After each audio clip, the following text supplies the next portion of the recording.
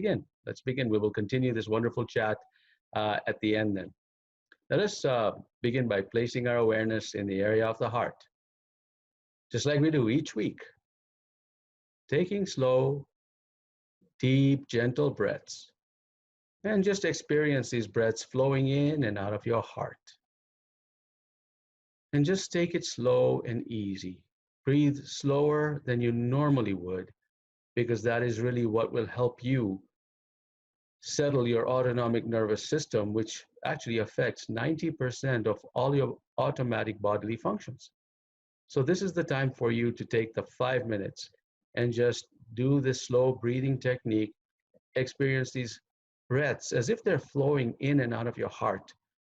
And take those breaths like counting 5 seconds in, breathing in, and 5 seconds breathing out.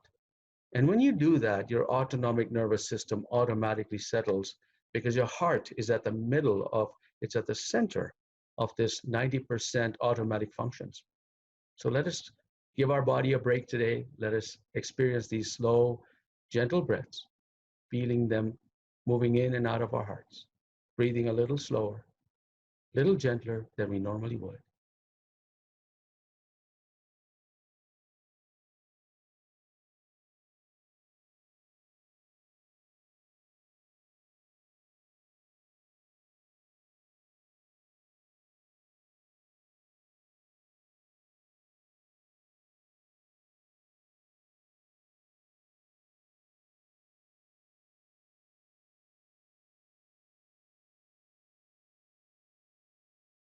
As you take these deep, gentle breaths, experience your chest expanding and falling as you take these breaths. But make sure you're not too strained. It shouldn't be stressful. It should just feel like you're flowing. As your breaths are taken in and exhales, do not stop at the top nor at the bottom. Just allow it to flow naturally.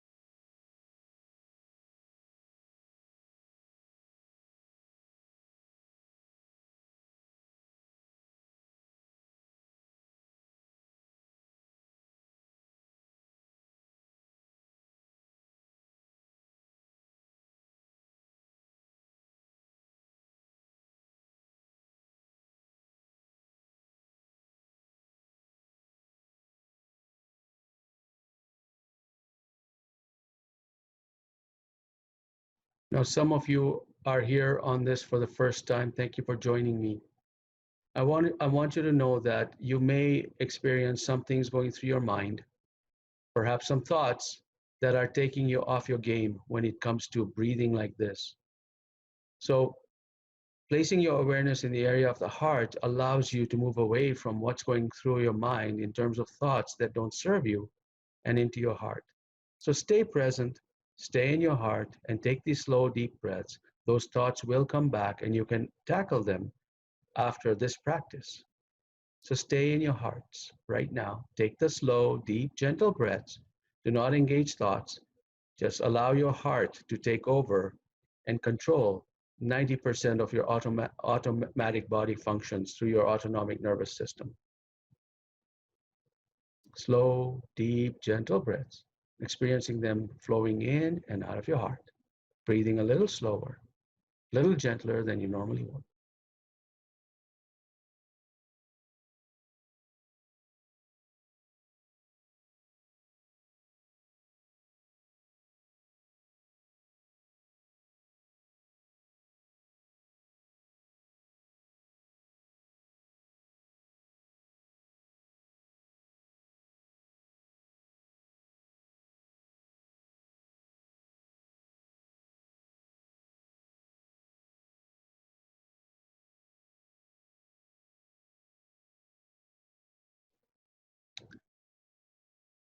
And now for the I didn't know that moment. Thank you so much for joining me today, this week. It's a kickstart to the week, and you can always access this replay every day this week uh, from your Spark membership portal, and it's free to join Spark. And you can practice every day, which is what we all should be doing every day. Today's I didn't know that moment. Today, I want to talk about something that some of you may have already heard me talk about before. I'm going to take a different angle to this. This is where stress and common sense don't mix. I want to talk about this because I read something and you saw my introductory email to you reminding you of this particular session. There was a situation in New York State. Now, I'm sure that has happened in Canada and elsewhere, but the one article that I came across was in New York State, where they gave $69 million because they were under a lot of pressure to source ventilators, as you can imagine why. So when that happened, when you source ventilators like that and you are under the gun because people are dying around you, you abandon all common sense. You do, because what you do is you're taking a risk on an urgent matter. And what you'll do is, because you've got a lot of money, as the New York State does, they put $69 million in the hands of one individual who had never dealt with medical supplies. He was in Silicon Valley, had never dealt with that, had never known to even, had never had any kind of a contract with the government, but the government cut him a check for $69 million. Then the government found out that this person wasn't even going to deliver these ventilators. So the question is, for a government to spend that much money under pressure, we see from the outside, from our own vantage point, and say, well, that doesn't make sense. But I do want us to reflect within, with each of us right now, and ask us, how many decisions have we made that affected? I mean, we may not have $69 million in the bank account. So that wouldn't happen to us. Most individuals, it wouldn't happen to. But we do have something that is more precious, more and worth a lot more, and that is the lives of our families. That is the well-being of our loved ones. And those decisions that we make affect that, and they may have as a bigger impact than losing $69 million. And you know what I'm talking about. So when we are under stress, we abandon common sense, because that is just a biological reality. I can show you studies that show that humans become less intelligent when they are facing stress. So what is the countermeasure to that? What is the antidote to that? Well, obviously the goal of that is to feel unstressed. Then the question becomes, well, how can you do that if you're feeling depressed, sad, anxiety, and you don't know what the future looks like? And today, and this particular pandemic is causing a lot of this to come to the surface. The idea here is that your emotions are ones that you choose. And this is an important concept. You choose your emotions. If I ask you to close your eyes right now, and if I ask you to imagine biting into a wedge of lemon, your body is going to respond. And try it. Go ahead. I dare you. Your body is going to respond, because your body takes your imagination and converts it into biology. You'll release chemicals that are commensurate with the imagination. So the more stronger the imagination, the more your body reacts. As a matter of fact, I've had lots of clients that I coach who remember things more deeply, more intensely than they do than what had really happened, the trauma that really happened years ago. I mean, they went through a trauma, but when they're recalling it, they amp it up even more, and they feel more sad. So you can control the intensity of those emotions. So all I ask you to do now is to find an antidote to bring back your common sense, is to experience regenerative emotions. Just recall those emotions back, and you can aid your body to reset the biology by thinking about good things or feeling good things. And you can do that by going to a YouTube video. You can do that by watching some great things on the screen and experience that. The most powerful way to snap out of stress is to volunteer and serve with somebody. Studies have shown that when you volunteer and you experience compassion, that is the most powerful antidote of reversing stress when you feel that emotion, because you cannot have compassion and fear in one at the same time. You have to replace one with the other.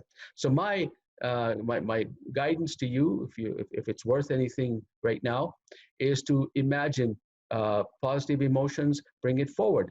Now, I want to take you through a 5-minute practice of this as we do each week. Let's do it now.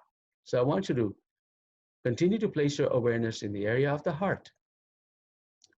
Take slow, deep breaths. Just imagine these breaths flowing in and out of your heart.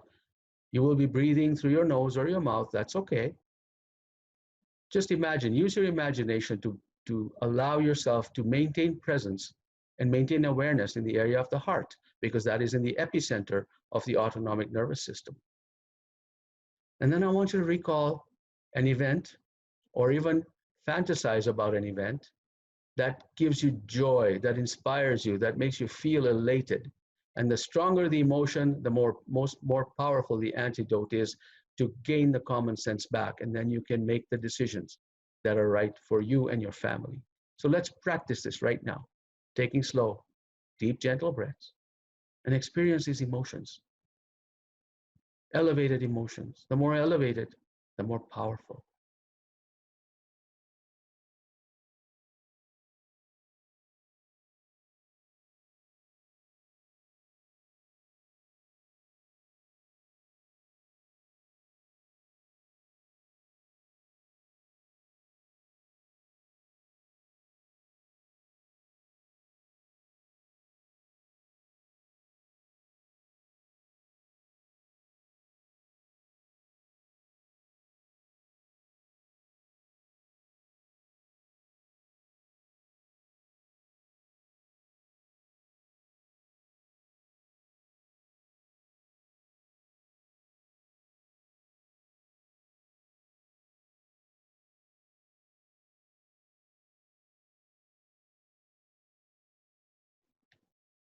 Now, there's one technique that I use when I cannot experience elevated emotions of gratitude and appreciation. I simply dive in and give my body permission to experience that. I talk to my body and say, I want to experience a more elevated emotion of gratitude, of compassion. I want to feel. I want to feel. Help me feel. And ask your body this. Talk to your body.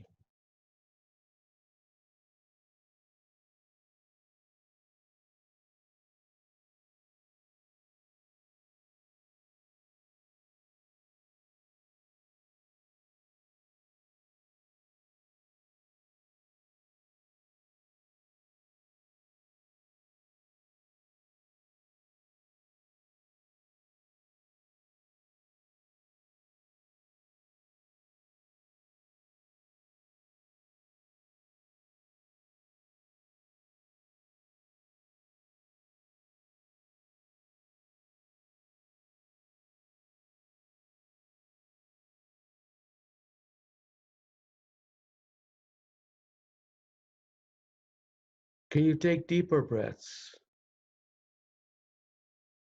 See if your body can allow you to take these breaths even more deeper as long as it's comfortable. And don't hold your breath. Just remember to allow it to flow. Make sure your shoulders are not moving up and down. You're just allowing your chest to expand and fall as each breath comes in and comes out.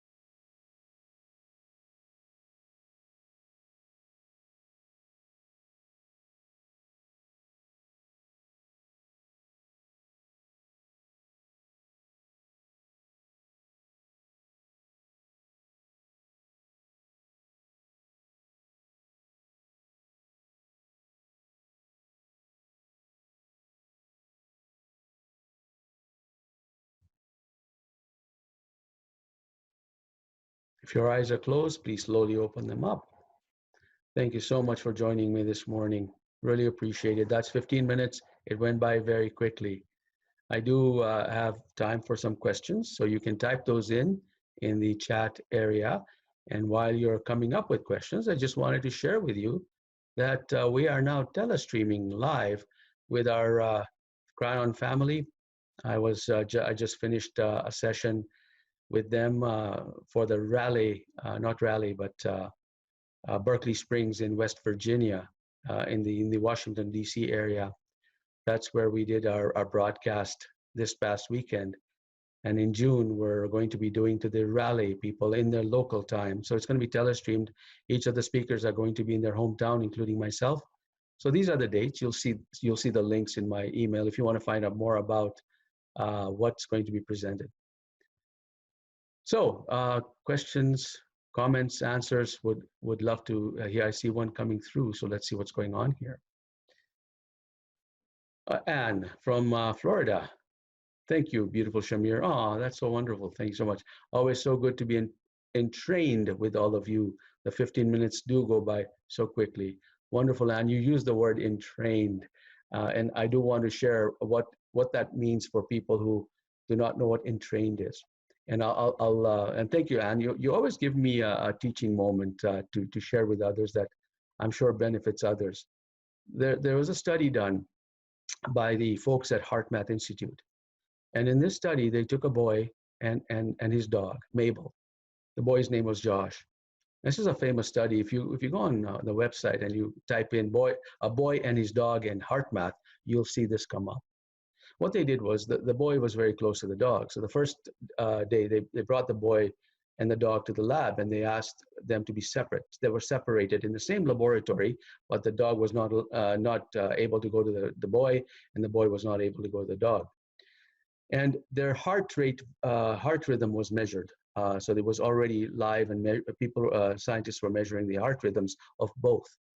And when the scientists asked the boy to start sending love to the dog, to Mabel, just experiencing love for that animal, what they found was something amazing. They found that both of their heart rhythms matched in terms of the pattern and the shape. You could see the distinction when the dog was running around doing her own thing and Josh was doing his own thing. But then when Josh was asked to focus on the dog and imagine compassion and love towards the dog, both the graphs lined right up. And of course, the heart rates were different, but the heart rhythm pattern were lined right up. That means the dog was sensing the boy and the boy was sensing the dog. And when that was happening, that's what entrainment is. That's what Anne was talking about. I was entrained with every one of you. That means every one of us, 10, 11 people on this particular Zoom call, are all rhythmically connected, which means we're a more powerful energy together, and we do a more powerful healing for each other because we are entrained. Thank you so much for bringing up that particular comment. Dr. Oshie is on this call. Dr. Oshie is a cancer specialist. If you have any questions about that, you can talk to Dr. Oshie. She's wonderful. She's from UK. Oshie says, yes, it went so fast. I was a little late as I was in the middle of a case when it started. Look forward to the replay. I love the topic. Wonderful. Wonderful. Thank you for joining us, Dr. Oshie. Hope your family is doing well in the UK. I know they've got a little bit more constraint than us here. I don't see any more questions coming through. So I'll say thank you so much for joining me. Oh, there's one more maybe coming through. You're welcome, Dr. Oshie. All right. Thank you so much for joining me this morning. It is wonderful, as always, to connect with you all. I look forward to seeing you next week. Take care for now.